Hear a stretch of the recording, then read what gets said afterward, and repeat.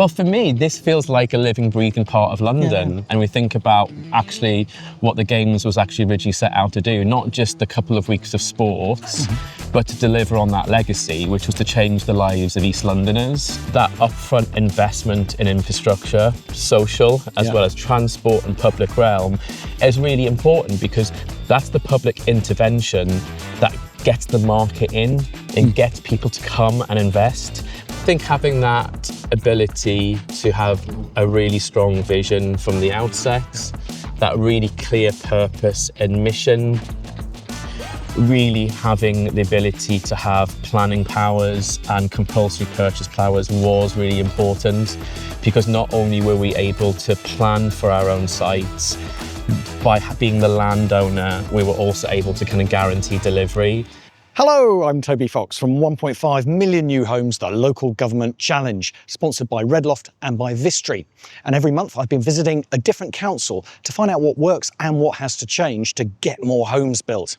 But not this month. Because of the local elections, we've not been allowed to talk to councils, so we thought we'd take the opportunity to visit the London Legacy Development Corporation, the LLDC. First up, Darren Parker, Head of Development. So I'm Darren Parker. I'm Executive Development Director at the London Legacy Development Corporation.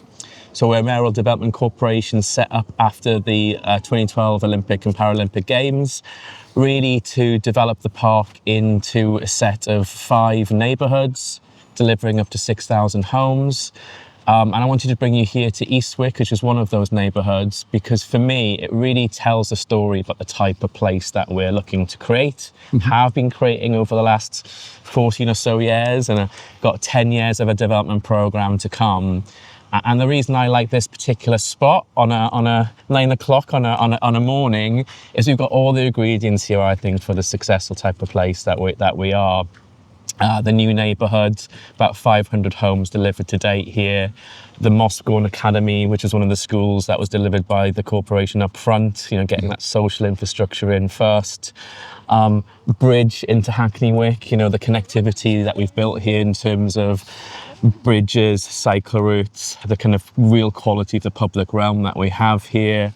We turn around and we can see the Copper Box Arena.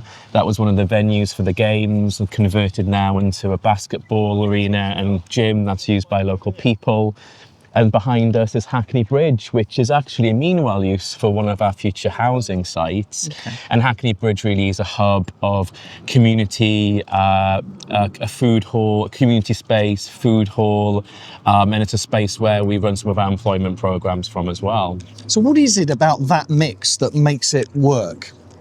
Well, for me, this feels like a living, breathing part of London. And we think about actually what the Games was actually originally set out to do, not just a couple of weeks of sports, but to deliver on that legacy, which was to change the lives of East Londoners. And, we would say from the Development Corporation's point of view, we're still doing that, 14 years later, and with still lots more to do with the 4,500 homes we're still yet to build.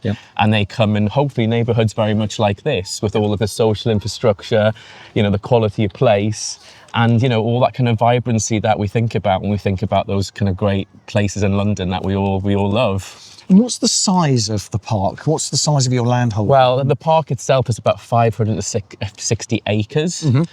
Just over 100 of that is what you would think of traditional parklands, kind of green and blue space. So the Legacy Corporation manages the park. We're the steward for the park, the long-term steward of this place. But then in the rest of the land, that's really where our development programme is based. So bringing forward now the 4,500 homes that we still have to deliver, around 3 new neighbourhood centres, and putting Mill Lane, Stratford Waterfront and off Stratford High Street as well, which we'll see later on today. When you talk about 3,500 still to deliver. 4,500. Sorry, I beg your pardon, 4,500 still to deliver out of 6. And this has started in 2012. We're already over a decade in. Absolutely. So that tells me that you spent a lot of time putting infrastructure in place. Tell me about the significance of that. Like, why did you do it that way around? And isn't it too expensive? Well, that is the role of a development corporation. It's the unique beast that we are. You know, we're not a council, and I know you've been seeing councils in the rest of your programme. As a development corporation, what are we? Well, we're set up specifically as a combination of a regeneration agency, kind of landowner, developer, and a planning authority. So actually what we spent a long time doing is post-games master planning, you know, making plans, you know, having that vision for what those neighbourhoods were going to be.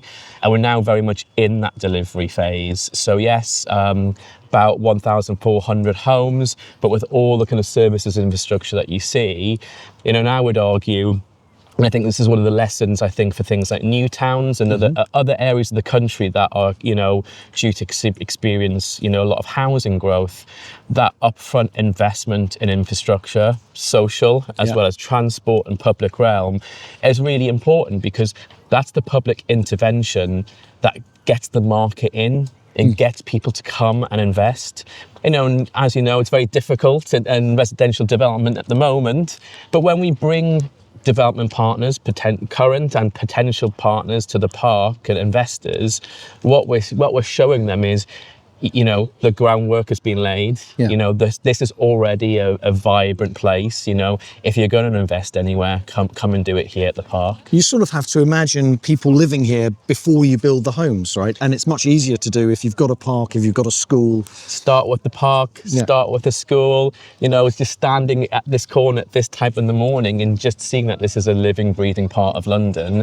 And so the bones are there, really. But the cost, Darren, the cost of investing all of that up front, how is that funded? That's funded by funding that comes from the GLA. You know, we're a mayoral corporation. That is an investment made, but based on the return that comes later. That comes later from either land value or through the direct investment that we make when we are joint venture partners in some of our development schemes. So yes, big upfront investment, but it's taking that long-term view, you know, from a public sector's point of view, taking a long-term view, not about kind of investing and taking returns straight away, but creating value over the long term. What the public sector can do. Absolutely. So Darren, you've talked a little bit about the corporation itself. Tell me about the structure. What is it exactly? As I said, it's a strange beast. It's not a council. We're not a developer. What we are is we're a public body set up with one clear purpose, which was really to deliver the park after the games and to deliver the housing programme that we have. So although we're a functional body of the GLA, we have a separate board, a separate chief executive, and we're very, very focused on delivering that really clear vision that was set out at the start, which is to create a new metropolitan centre in East London. You know, have a benefit, you know, have a really clear impact on the lives of East Londoners through, you know, improving the quality of space, the housing, providing pathways into good employment. And I think you'll be talking later today at our Construction Skills Academy. So there's been a lot of work just not on kind of building the physical assets, but actually now optimising those, activating them, and making sure that they're really working now for local people. And we talk about that in our new framework for inclusive growth. And over the last year, what we've done as a corporation is reflect on what we've achieved over the last 14 years, which is build this incredible space and all the assets here. I mean, not just the housing, but East Bank and all the cultural institutions there. We've got 7 universities now based in and around the park. 7 and counting, 14,000 students and counting. The legacy of the sports venues as well. So we've got this incredible ecosystem. What we've got to make sure that we do in the next phase, and this is where our inclusive growth framework is really important, it's making sure that all of those assets are working as hard as they can for local people, making sure that people can access opportunities. So our new framework was put together with all the partners that work on the park. And those being that would developers, the cultural institutions, all institutions, the East Bank, so the BBC, the V&A, the London College of Fashion, Burns, Sadler's Wells, as I say, the educational institutions. Nice name dropping, Darren. Yes, I thought I'd get, if I miss one, I get absolutely shot. And then the innovation partners and our business partners. So we're standing actually in front of Here East, which is the former Media and Broadcast Centre, which is now an innovation hub, right in the heart of one of our neighbourhoods. Yeah. So again, this is not a place where you have, uses all spread out. It's all within the neighbourhood. And of course, there's 10,000 jobs created along with all those, the 6,000 homes. Absolutely. But the clear focus we need to have and make sure that we do is that there are pathways into those good future jobs for local people.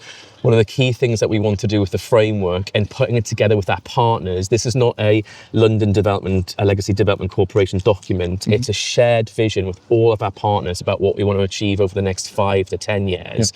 And if I just talk a little bit about what the 3 pillars and emerging themes are, one, it's still improving what we call the habitat, which is the enabler. That's continuing to build this really vibrant part of London. It's inclusive talent, which we call the engine, and that's making sure that we have pathways for local young East Londoners into the jobs for the future. And the third, which is an exploratory theme that we're all kind of coalescing around, is health and well-being, which we call the enabler. And that's what we can do as partners to actually encourage and promote people living fairer, healthier lives. And now that we're a London Innovation District, it's working with partners about what we can do in that space, particularly around innovation to do with service delivery as well as technology. What does that mean, the service delivery? Well, what sort of services? I'll give you an example. In Sweetwater, one of our planned new neighbourhoods, there's a GP practice and health centre. But we're now thinking about what does health provision in the community look like in the 21st century? And us as a development corporation can be working with health partners to reimagine what that health space can be, thinking about how health and well-being is delivered now in the 21st century as opposed to the 20th century. Fantastic. And what sort of time frame are you operating over this next phase? So our next phase is over the next 10 years. So that will take us to the mid-2030s. That actually brings us towards what is the current end of our development programme. So I would hope by the mid to late 2030s, we would see completion of those 4,500 homes. And as I say, all of the infrastructure that comes with that.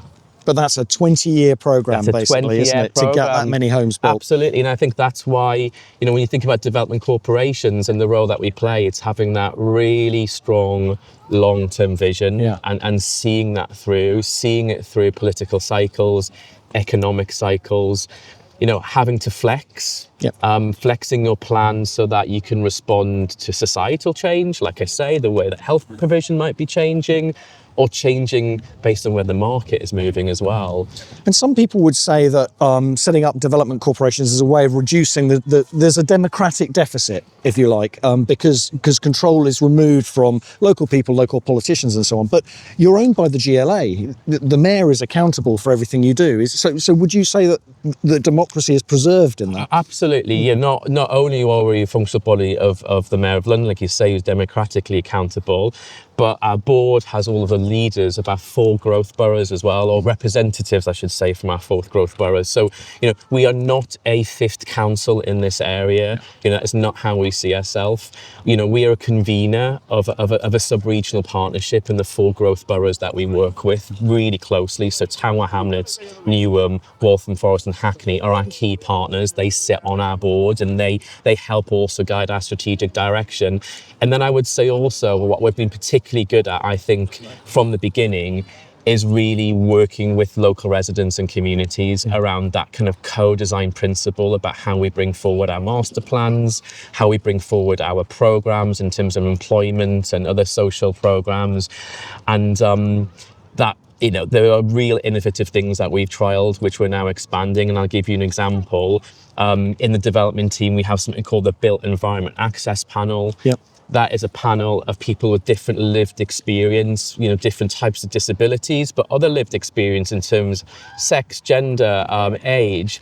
And what we've done from the beginning is that they have had a role in guiding our own plans. And we're now talking to other partners in London about that panel, for example, commenting on plans for Oxford Street or the Crown Estate down in Regent Street. So we're taking those I think methods that we kind of created here and what we're hoping to do, because they have had such value in guiding how we've brought forward this place, we think they're going to have great value to the rest of London. And given that the explanation you've given about there is no democratic deficit, the control is still with local people, given that you're able to deliver 6,000 homes, but it takes 20 years, what are the lessons, do you think, for the New Towns programme and for the government more broadly on its ambition to get 1.5 million new homes built?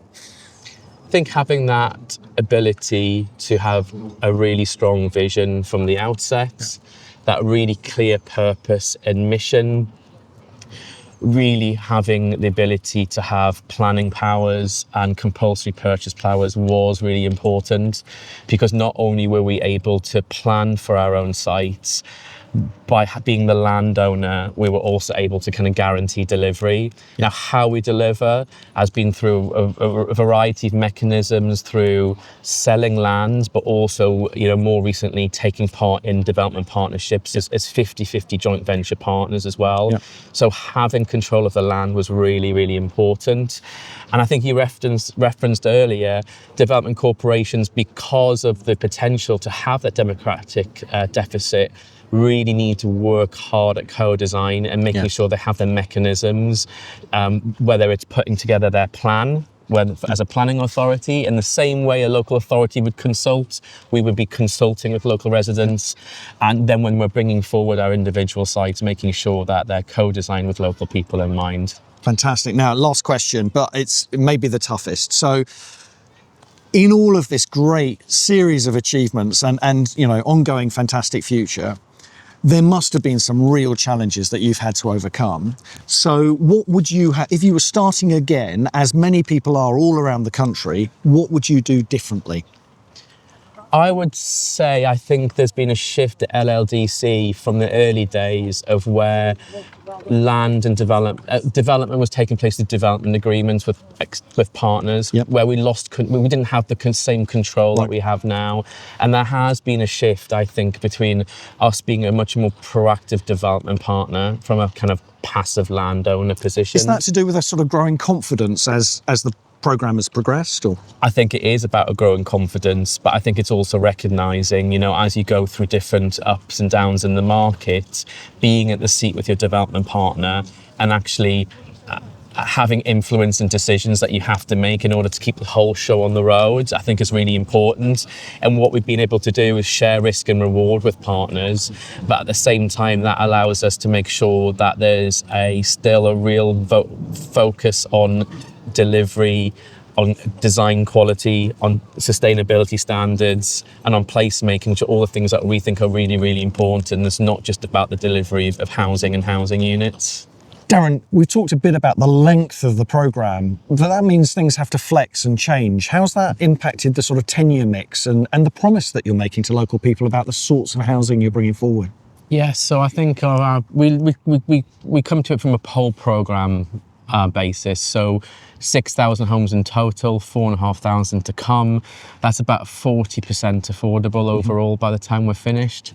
Within that, though, we have to constantly look at the balance of intermediate versus rent.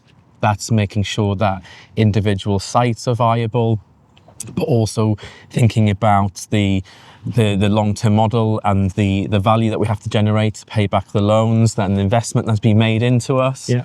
So we have that, we hold that in account, and then also it's that like long-term promise, like you say, to deliver affordable housing for East Londoners, and it's trying to kind of square the circle a little bit about all those factors. So we have to be flexible. At the moment, with the new social and affordable housing programme, we're looking really carefully at that. And I think with good grant support, I think what we were able to do is then start thinking about whether we can up the level of social rent housing as opposed to intermediate here on the park, which would be really beneficial in terms of that, real pressing local housing need. And it gets more grant in, which makes it more viable. Absolutely. So we're looking to be a strategic partner, which, as part of the GLA family, which hopefully will be successful.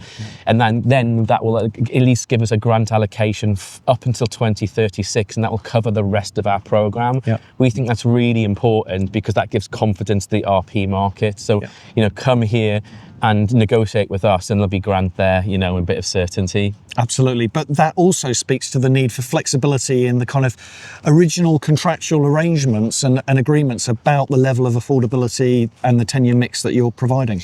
Yeah, absolutely, because you go back to 2012, you know, in terms of creating this new place in London, a lot of it was about bringing more working people into the area, and there was different aspirations from different boroughs, which we had to try and compromise when we put the planning authority. So that meant at the time there was more intermediate housing compared to social rent, and with grant support, we'd really like to kind of tip that balance. And of course, that's changing over time. But you mentioned the 4 boroughs. That's because you've got 4 boroughs and the GLA as your sort of stakeholders in what's happening. Absolutely, and those boroughs have changed over time as well. And they all have their own kind of policies on affordability and tenure mix. And absolutely. And when we started out in 2012, under previous mayoral regimes, affordable thresholds were lower also. So what was achieved in the earlier days versus what we are hoping to achieve now, we're almost having to over-provide to get to that kind of 40% minimum. These target. feel like lessons for future mayors of future combined authorities. Absolutely. You know, if you're going to be around for 20 plus years delivering a plan, it's just trying to be flexible and jumping on the opportunities that are available. So, you know, at the moment, whether it's the new social and affordable housing programme or other grants that we've been able to get from Homes England to bring into our schemes for some of the infrastructure and enabling works, that's helped improve viability. But I think from my point of view, it's keeping an eye on that 40% target. That's the kind of guiding star for me. It's tough. I'm not going to say it's easy.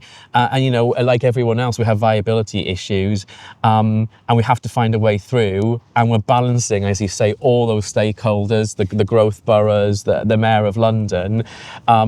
But it's keeping an eye on the prize, and we take a whole programme view. So, you know, if we are below on one site, it's about how we can account for that later on in our programme. And that flexibility that's an object lesson in how to create places, isn't it? Yeah. Don't be too restrictive on too small a site. Absolutely. And some sites will be, you know, in terms of the 580 acres apart, 560, sorry, you know, we take a view about, you know, one location may be better for more market and intermediate homes versus something else which may be lower density, more family and better for social rent homes.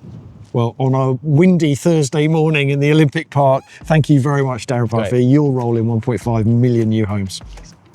And that's it for this episode of 1.5 Million New Homes, the Local Government Challenge, sponsored by Redloft and by Vistry. But we are going to be back in just a few days with more from the London Legacy Development Corporation. So hit like and subscribe and you won't miss that episode. Look forward to seeing you.